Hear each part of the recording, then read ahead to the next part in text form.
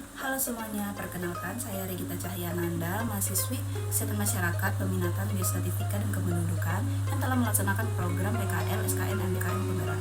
Dalam pelaksanaannya, saya telah melakukan intervensi pada 3 lokus yang terdiri dari lokus institusi, yaitu Kementerian Kesehatan Indonesia, tepatnya di Direktorat Gizi Kesehatan Ibu dan Anak. Yang kedua, lokus komunitas, yaitu Yayasan Finasmat Era Foundation. Yang ketiga, yakni lokus sekolah yang dilaksanakan pada SMA Negeri 43 Jakarta. Pada lokus institusi, saya melakukan intervensi berupa penyusunan polisi brief untuk mengatasi kesenjangan deteksi dini dalam program pencegahan penularan HIV dan sifilis dari ibu ke anak.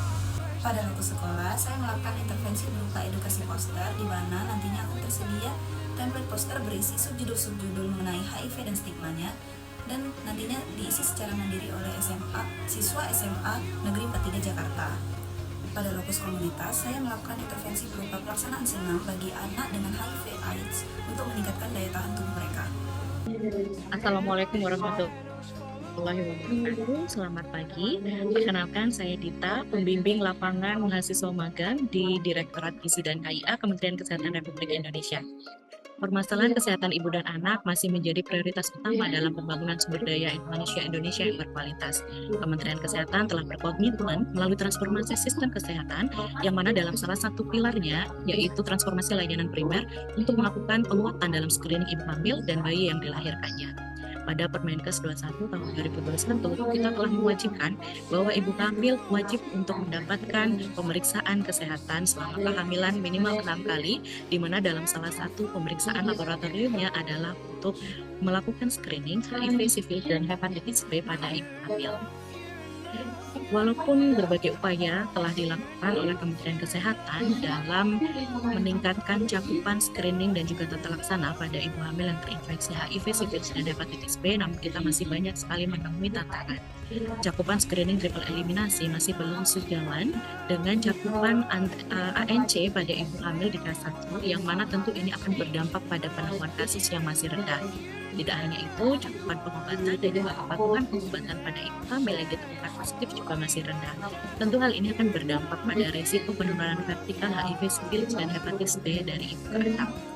Jika kita melihat runut sesuai dengan cascade-nya, tantangan juga muncul dari rendahnya screening pada bayi yang lahir dari ibu yang positif HIV, sifilis, dan hepatitis B, serta tata laksana selanjutnya juga masih rendah pada bayi yang juga ditemukan positif. Selain dari penemuan kasus, kita juga masih sekali banyak tantangan dari rendahnya tata laksana, rendahnya peran serta dari pihak swasta seperti PMB, bidan swasta, klinik swasta, dokter swasta, dan permasalahan logistik serta pencatatan dan pelaporan yang masih menjadi isu hingga saat ini. Hambatan-hambatan tersebut tentu perlu untuk mendapatkan perhatian dan menjadi salah satu prioritas dalam upaya peningkatan kesehatan ibu dan anak. Masukan dan saran sangat diperlukan sebagai sinergi dalam mencapai target triple eliminasi. Hadirnya mahasiswa magang ya pada Direktorat Gizi dan KIA Kementerian Kesehatan Republik Indonesia yang concern pada isu triple eliminasi menjadi sebuah dukungan yang baik. Mbak Elvita dan Mbak Regita sangat banyak sekali membantu kami dalam berbagai kegiatan, baik itu koordinasi, analisis data, lalu beberapa kegiatan penunjang teknis lainnya, yang mana ini bisa menjadi dukungan bagi kami dalam program-program salah satunya di triple eliminasi. Masukan yang disampaikan juga melalui policy brief menjadi masukan yang sangat baik untuk mendukung keberhasilan triple eliminasi yang sedang kami upayakan. Di akhir sesi ini, saya pribadi dan mewakili dari Direktorat Gizi dan KIA memberikan apresiasi yang sebesar-besarnya kepada dua peserta magang ini yang telah menunjukkan dedikasi dan kinerja yang sangat baik. Kontribusi mereka dalam analisis data, menyusun laporan, memberikan analisis data, dan berkoordinasi serta melakukan dukungan kegiatan teknis lainnya telah sangat banyak membantu dalam menangani berbagai tantangan yang dihadapi. Dedikasi mereka dalam menyelesaikan tugas dan mencari solusi yang inovatif sangatlah dihargai. Terima kasih atas kerja keras dan juga komitmen yang telah diberikan. Semoga sukses dan terima kasih. Wassalamualaikum warahmatullahi wabarakatuh. Nama saya Bidan Vina, lengkapnya itu Ropina Tarigan. Saya di yayasan ini adalah pembina, jadi Bapak ketua umum seperti itu. Jadi yayasan ini terbentuk itu karena kita memang merasa bahwa anak-anak ini perlu dibantu. Karena mereka sudah tidak punya orang tua, sebagian ya 98% mereka sudah tidak punya orang tua. Jadi paling enggak saya dan suami saya menjadi bapak dan ibu untuk mereka, seperti itu. Nah, banyak sebenarnya permasalahan-permasalahan yang kami hadapi di dalam yayasan. Tapi bagaimana kami menyelesaikan masalah-masalah itu, baik dari yang kecil, yang besar, semua punya permasalahan dan permasalahannya juga berbeda-beda. Nah, dari berbagai macam permasalahan-permasalahan itu, kami sangat berterima kasih kepada adik-adik dari Malang ya, dari apa namanya? UNES Bu. Semarang Bu. Semarang ya. Harapan saya ke depan, teman-teman jangan puas dan berhenti di sini saja. Karena bukan hanya anak yang di sini saja punya permasalahan, tapi banyak anak-anak di luar sana yang mungkin tidak tertangani dengan baik. Misalnya seperti minum obatnya, perilakunya, biasanya mereka itu liar. Bukan sesuatu yang mudah untuk membuat mereka atau membentuk mereka menjadi anak-anak yang seperti sekarang. Sudah sopan, mereka jalan pun permisi, kalau mereka dikasih sesuatu bilang terima kasih. Seperti program teman-teman yang tadi terapkan pada anak-anak, itu sudah terlebih dahulu kami terapkan juga di sini gitu ya.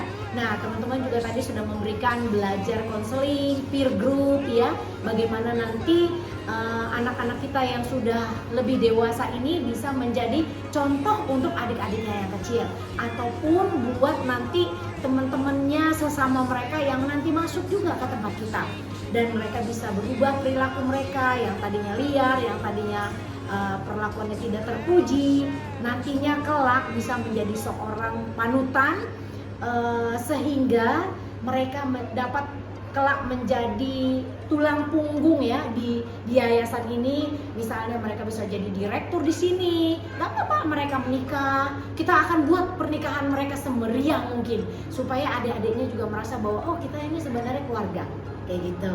Jadi sekali lagi saya ucapkan terima kasih kepada teman-teman semua, semoga teman-teman sehat dan teman-teman dapat menjadi corong saya di luar sana. Sukses selalu, semoga nilainya pun nanti mendapatkan nilai yang bagus. Terima kasih. Dadah. Bismillahirrahmanirrahim. Assalamualaikum warahmatullahi wabarakatuh. Selamat siang, selamat sehat untuk kita semua. Saya Ahmad Sutanto atau biasa dipanggil Pak Tanto, Kepala SMA 43 Jakarta. Testimoni saya adalah saya sangat berbahagia dan bangga dengan mahasiswa-mahasiswa dari UNES yang melaksanakan penelitian pengabdian masyarakat di sekolah kami.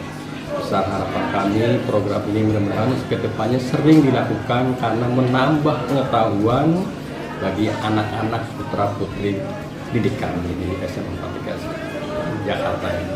Terima kasih sekali lagi. Sehat selalu dan berhasil, sukses untuk kalian semua. Assalamualaikum warahmatullahi wabarakatuh. Demikian video testimoni saya dari kegiatan PKL MBKM SKM Penggerak. Saya mengucapkan terima kasih kepada Universitas Negeri Semarang, Prodi Sarjana Kesehatan Masyarakat, Fakultas Kedokteran, Direktorat Gizi Kesehatan Ibu dan Anak, SMA Negeri 43 Jakarta, dan Yayasan Vina Smart Era. Saya juga mengucapkan terima kasih kepada pihak-pihak yang terlibat yang tidak bisa saya sebutkan satu persatu. Sekian dari saya. Mohon maaf jika ada kekurangan dan kesalahan. Terima kasih.